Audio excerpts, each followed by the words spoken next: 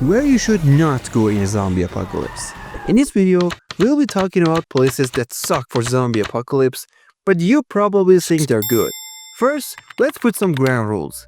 I'm talking about 28 Days Later and Dawn of the Dead Zombies, the fast, infected ones. but it can work for slow Walking Dead zombies too. We rate them based on factors like safety, having a vantage point and defendability, resources, space, self-sufficiency, like the ability to farm and raising livestock in it, not being a potential target for raiders and looters, not being a hotspot, and maintenance. Number 10. Old castles.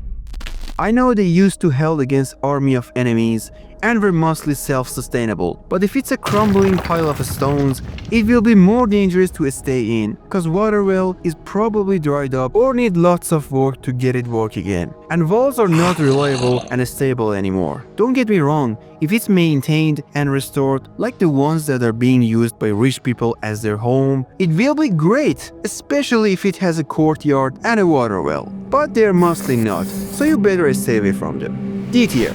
Number 9. Police station. Yeah, it has guns and fighting supplies, also reinforced doors, but you know what else it has? Chaos. Lots of chaos. People trying to take refuge there and some trying to loot the place. So police officers will be overwhelmed and stressed, and they will be very trigger happy. If you don't want to get shot in that crossfire, stay away from there. Even if you find an empty one, it will still attract looters. Low D tier. Number 8. Prisons. They look like they are easy to defend and they do give good protection. They also have lots of space for gardening and keeping survivors. What about inmates? On emergencies in America, inmates based on their sentences, they will be executed or released or put to physical labor. And the prison will be used as a base for the military or will be abandoned. But there is possibility of finding some food, supplies and weapons, right? Wrong. Every supply will be taken from it. Their whole system works with electricity, and if the prison runs out of power, their cells, gates, doors, and blocks will be impossible to open, unless you want to destroy them, which will leave you with no protection. And thanks to The Walking Dead, everyone will go there thinking it's a good place, so it will probably be a hotspot too. Also, you need a very large group to secure all that prison, otherwise there will be lots of blind spots that maybe not zombies but raiders can get into. Sorry Rick. F tier. Number 7. Sporting goods store. You can find lots of weapons and supplies, but there will be hell. Everyone will be fighting and killing each other for every piece of supplies. Even after the heat of the outbreak, looters will definitely visit there on a regular basis. F tier. Number 6. Lighthouse. They give you good protection, especially there on a cliff or a little island. They're easy to defend and have a pretty good vantage point. Their structure is also very strong, since it was meant to survive brutal weather. What are the disadvantages? Before I tell you, smash that like button. They have very limited space. They are usually in remote areas, and since you can't be self-sustaining there, you will need to go far for scavenging, unless they're near port towns. The brutal weather I mentioned is also a problem here, which can make growing crops almost impossible. D tier. Number 5. Missile silos.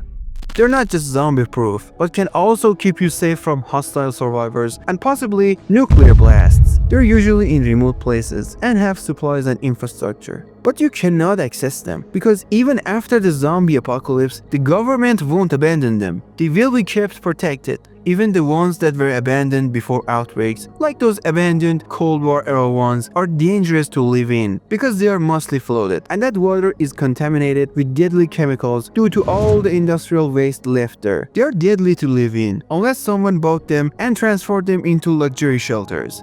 F tier if abandoned, D tier if the crew magically decide to let you in without shooting you. Number 4. Mall.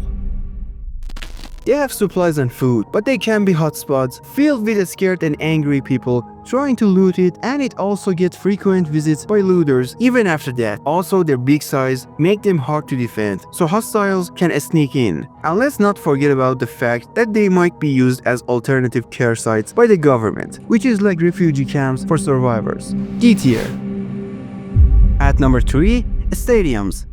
massive space with tall outer walls and large open fields to set up farms. They also have some foods and supplies, plus a backup generator, but they will be used as alternative care sites or refugee centers. What if they're not? Then they might be good if your group is large enough to utilize and defend the building. Otherwise, looters and raiders can break into one of its many entrances, since it will be definitely attract unwanted attention. C tier if your team is big enough, otherwise low D tier. Number 2. Cruise ships. They have lots of supplies and food, even medical bays, but they are huge fuel wasters and they use heavy fuel oil, which can only be found in ports. Also, how can you drive them? They need a big crew that is trained and expert at running these giant machines. Also, if there is one infected person there, then it will probably become crawling with them. Not to mention, they can be spotted from a mile away and will be definitely targeted by raiders, in this case, pirates. D tier or B tier for temporary use if you have the crew. Dishonorable mentions.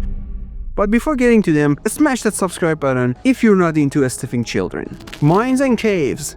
Stealthy but crappy for living, and there are chances of death for literally several reasons. F tier. Water towers. Used to be my favorite spot, but they can get unbearably hot or cold. D tier. They're only for temporary hiding. Treehouse.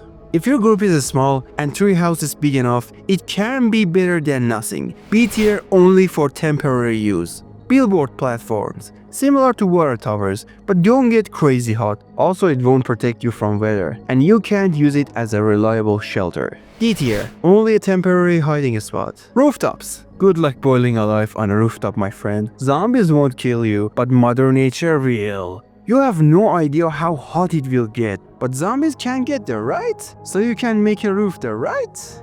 I wonder why you don't just use the upper floor instead, D tier.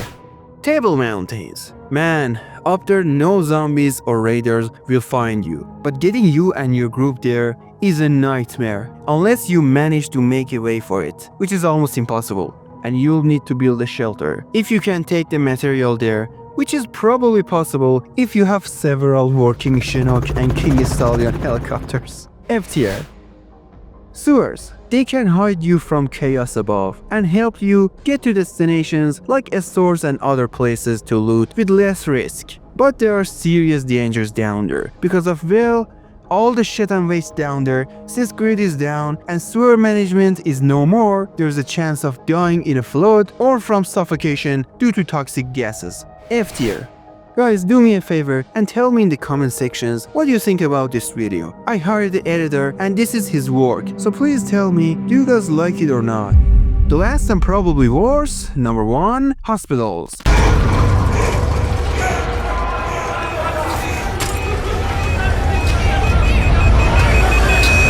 The ground zero of the zombie apocalypse, since all the bitten who soon will be your fellow infected will be taken there, or in a Walking Dead scenario, lots of dead people will be kept there. Yes, if you didn't know it, hospitals all have morgue and they keep dead bodies for a little while, enough to get them turned. So it doesn't matter how much medical supplies is there, which will be looted or expired sooner than you think. It's also not a good shelter against zombies.